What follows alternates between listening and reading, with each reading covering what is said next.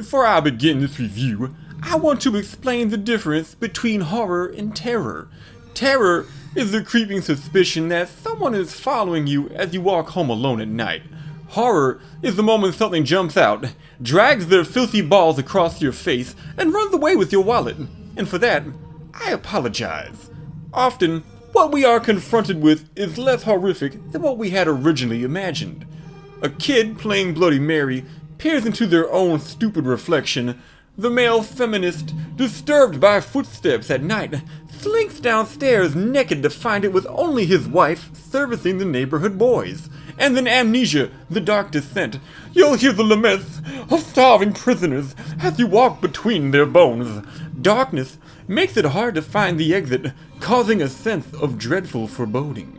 When suddenly, an Ooga Booga man waddles towards you like a retard holding in a greasy shit, and Ooga Boogas you to death! Unless, of course, you turn around and stare at the wall, then they'll lose interest in Ooga Booga someplace else. The anime AI isn't just lacking in its pathfinding, but more importantly, in its complete inability to make a dynamic entrance. You will never have an enemy burst through a window, slink out from under a bed, drop down from above, or silently sneak up behind you. In games like Clock Tower, half of the fun is entering a room that appears at first to be safe, only to have the Scissor Man attack from an ingenious hiding place. It also doesn't help that these fear-fueled eldritch abominations are intent on cleaving your ass in two, but will wait patiently as you stop to read a scrap of paper you found on the floor. Amnesia's gameplay consists primarily of exploration, wherein you solve some rudimentary puzzles based on your ability to find special items rather than using your brain. Puzzles boil down to pick up 3 things in a given area and carry them to a room at the end of the hall, and hold them near the only unique object in the room until a contextual action prompt appears. Running from the monsters isn't particularly frightening or fun either, and you aren't exactly required to get good at escaping to proceed. Die more than twice, and the monsters despawn faster than my unborn children on Gut Punch Monday. Graphically, Amnesia is competent, but not particularly impressive.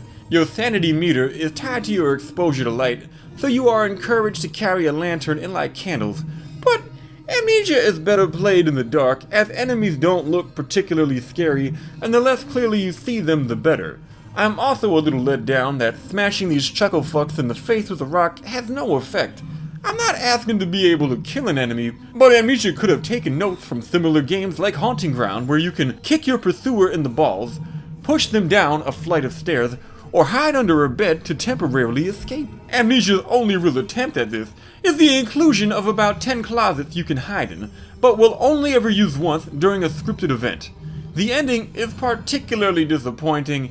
Your interaction boils down to standing still while waiting for the game to end, pushing 3 pillars slightly out of alignment, then waiting for the game to end, or giving the Baron a little head. You'd think there would be some application of the skills you picked up during the game, like forcing the players to approach the final chamber while avoiding enemies, or forcing the player to concoct the potion needed for the good ending in the final room. On a side note, Amnesia has a strange obsession with dicks, as if one of the developers was caught modeling fat man dicks by his wife, pretended it was a render for the game, and included it in the final product as a result. There's so much cock flying around at times, it's hard to believe the game's tagline wasn't Amnesia. It puts the boo in bukkake. Amnesia has a fairly robust modding scene in terms of downloadable custom campaigns, but since those are all fan-made, I'll focus on the only official extra story, Justine, instead. In this mode, you play as a fat woman trying her best to sound like a sexy French debutante.